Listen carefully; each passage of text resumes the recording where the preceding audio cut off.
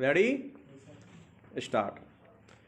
आज के बाजारवादी युग में उपभोक्ता संरक्षण बड़ी जरूरत के रूप में सामने आ चुका है। विराम। जिस तेजी से आर्थिक गतिविधियां बढ़ रही हैं और अर्थव्यवस्थाएं बाजारोन्मुख हो चुकी हैं, उसमें उपभोक्ता ही सबसे बड़ा और महत्वपूर्ण घटक है। विराम। बिना उपभोक्ता के बाजार की कल्पना संभव ही नहीं है। विराम। ऐसे में उपभोक्ताओं के हितों की रक्षा भी सरकारों की बड़ी जिम्मेदारी है, खासतौर से वैश्विक बाजार जब डिजिटल रूप में तब्दील हो चुका हो। विराम। पिछले एक साल में कोरोना महामारी के बीच ई कॉमर्स का चलन तेजी से बढ़ा है। विराम। भारत में भी ऑनलाइन बाजारों और कंपनियों की भरमार देखने को मिल रही है और कई बड़ी कंपनियां इनमें स्थापित भी हो चुकी है।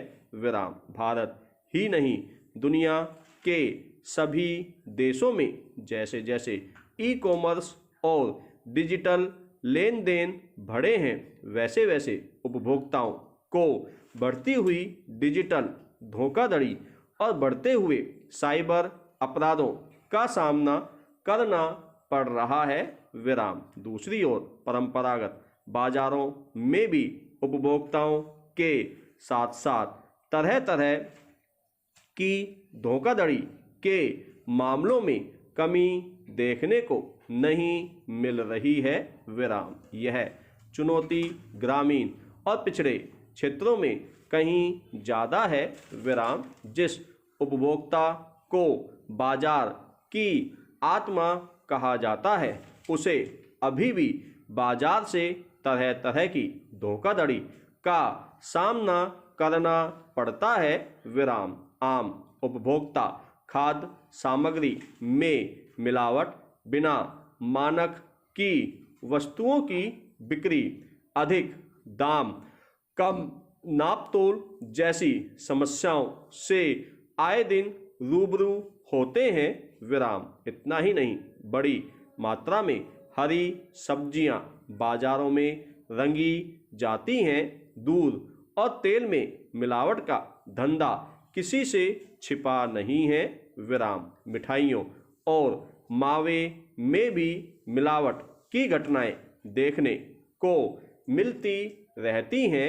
विराम। जाहिर है, उपभोक्ताओं की जेब ही नहीं कट रही, बल्कि उनके स्वास्थ्य के साथ भी खिलवाड़ हो रहा है। विराम। ऐसे में देश के कोने कोने में उपभोक्ता संरक्षण संबंधी विभिन्न चुनौतियां बढ़ गई हैं। विराम। पैरा। हालांकि हर साल 24 दिसंबर को देश में राष्ट्रीय उपभोक्ता दिवस मनाया जाता है।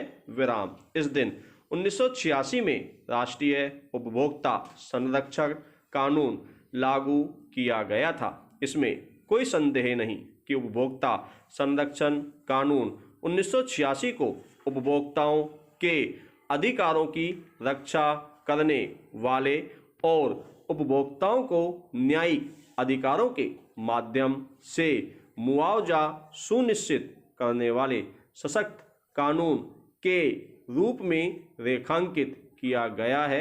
विराम। इस कानून ने भारत में उपभोक्ता आंदोलन को एक आंदोलन का रूप दे दिया है। विराम। इस कानून के तहत उपभोक्ताओं के अधिकारों की रक्षा के मद्देनजर निर्माताओं, सेवा प्रदाताओं और सरकार द्वारा किए जाने वाले सभी कार्यकलापों को सम्मिलित किया गया। विराम। साथ ही उपभोक्ता संरक्षण में व्यापारियों और उत्पादकों द्वारा उपभोक्ता विरोधी व्यवहारों के खिलाफ आश्वासन भी शामिल किए गए हैं, जिनसे उपभोक्ताओं को ठगी से बचाया जा सके और उनकी शिकायतों का त्वरित निपटान किया जा सके। विराम। लेकिन उपभोक्ता संरक्षण कानून 1986 लागू होने के बाद भी स्थिति यह है कि देश के उपभोक्ताओं के साथ धोखाधड़ी की घटनाओं में कोई कमी नहीं आई है। विराम। पिछले 1-1.5 दशक में लगातार यह महसूस किया गया कि वैश्वीकरण और ई कॉमर्स के दौर में भारत में उपभोक्ता अधिकारों के संरक्षण के लिए एक नए और व्यापक कानून होने चाहिए। विराम। इसी परिप्रेक्ष्य में उपभोक्ता संरक्षण अधिनियम 1986 को निरस्त करके 9 अगस्त 2019 को नया उपभोक्ता संरक्षण अधिनियम 2019 प्रतिस्थापित किया गया और इसे पिछले साल 20 जुलाई को लागू किया गया था। विराम पैरा। इस समय कोविड-19 के बीच देश में उपभोक्ता बाजार के बदलते स्वरूप, ई कॉमर्स और डिजिटलीकरण के नए दौर में नए उपभोक्ता संरक्षण कानून का कारगर साबित हो सकता है। विराम। यदि हम नए उपभोक्ता संरक्षण अधिनियम की तस्वीर देखें तो पाते हैं कि इसके तहत उपभोक्ताओं के हितों से जुड़े विभिन्न प्रावधानों को प्रभावी बनाने के लिए कई नियमों को प्रभावी किया गया है। विराम। इनमें उपभोक्ता संरक्षण सामान्य नियम 2020, उपभोक्ता संरक्षण उपभोक्ता विवाद निवारण आयोग नियम 2020, उपभोक्ता संरक्षण मध्यस्थता नियम 2020, उपभोक्ता संरक्षण केंद्रीय उपभोक्ता संरक्षण परिषद नियम 2020 और उपभोक्ता संरक्षण ई कॉमर्स नियम 2020 आदि शामिल हैं।